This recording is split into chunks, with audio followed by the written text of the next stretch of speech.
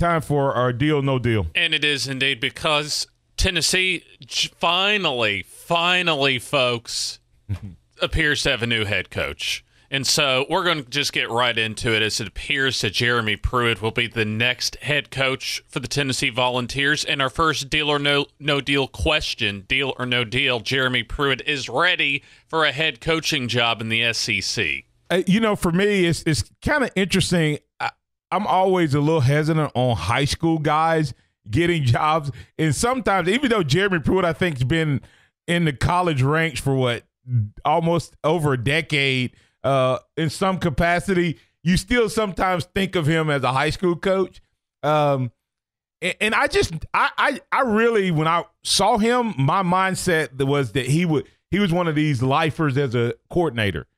But it appears that he wanted more than that. And with the pedigree he has from his father all the way up to Coach Saban and Mark Richt and what was the guy? Jimbo Fisher. Yeah. At Florida State, and the success he's had and the size programs he's had, James, I say yes. And interestingly enough, his time at Florida State may help him more than anything, because him and Jimbo Fisher had to figure out how to win without the facilities and all of that. So maybe that little insight may help him. So I say deal, he's ready for a big-time job. Deal or no deal, Jeremy Pruitt should go to Tennessee and forego his defensive coordinator responsibilities for the postseason at Alabama.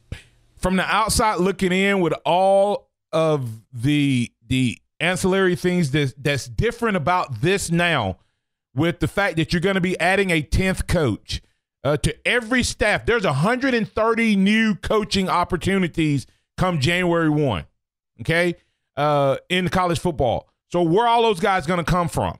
Who's going to get promoted and ripped up and taken away? That's one. Then you got the early college season.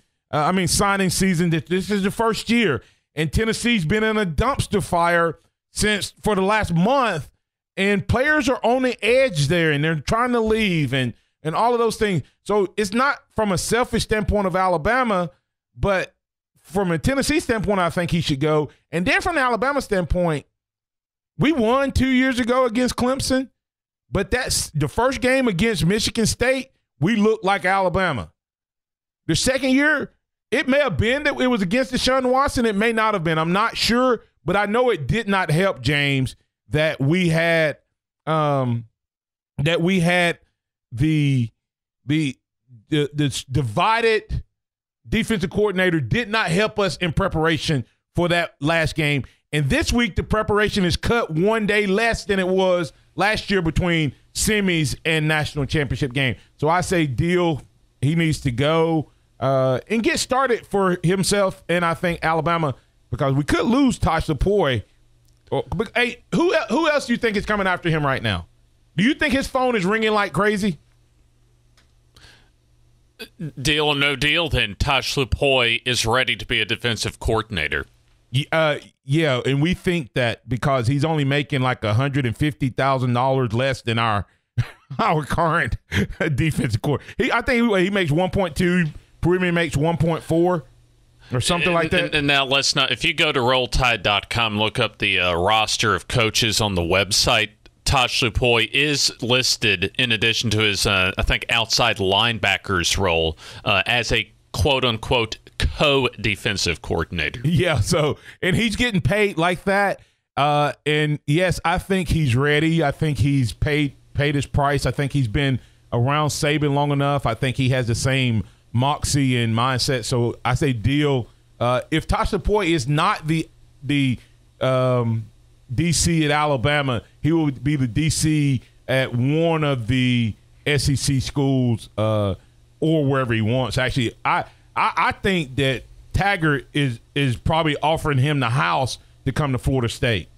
So deal or no deal, Nick Saban should just go ahead and name Tosh Lupoi Alabama's defensive coordinator. Deal. I think you have to do that in order to save face in terms of Tosh Lupoi. You can't afford for this guy to go, and I'm sure that once the conversation with Jeremy Pruitt started and heated up, then the conversation with Tosh Lupoi heated up from an Alabama standpoint. I know I talked to a Florida State fan, and I think they think that Tosh Lupoi is high up on Willie Taggart's list as far as the coach is concerned. And so it'll be interesting to see what happens in terms of Tosh Lupoi. But it's not just Tosh Lupoi. It's all of those, the impact of who all's going to come after him.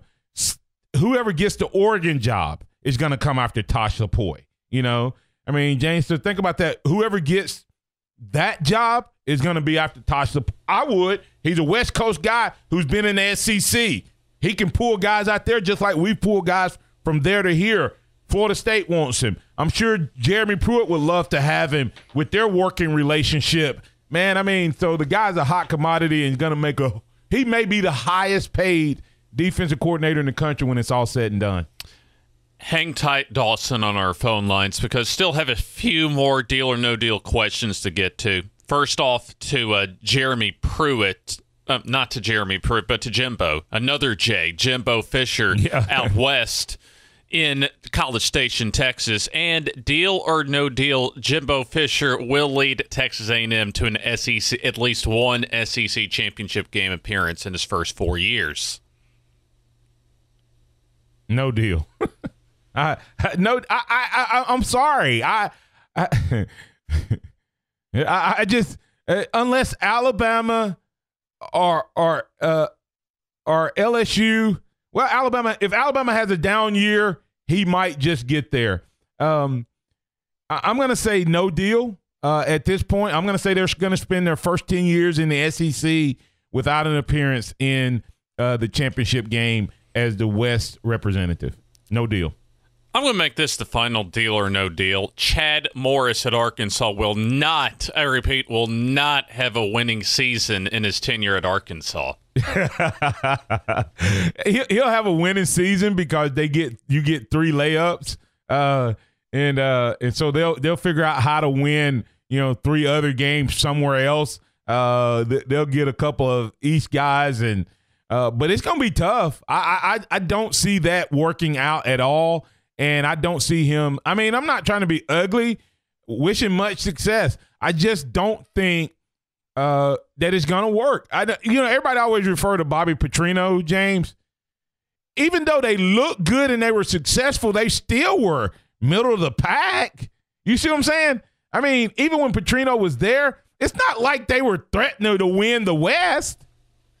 In 2010 and 2011, he did get unlucky to have Cam Newton and LSU and Alabama doing their thing that year en route to the BCS championship game showdown in New Orleans. Right, that's what I'm saying. So, and that's going to be the case every year if you're Arkansas.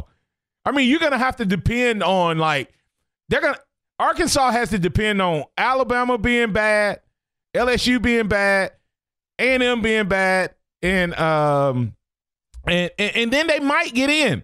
But if Mississippi State and Ole Miss is decent, they got to struggle there. I mean, it's just they're going to be 5th, 6th, or 7th every year in the East. In the West. That's just the way it is unless they realign it. So, unfortunately, I say no deal.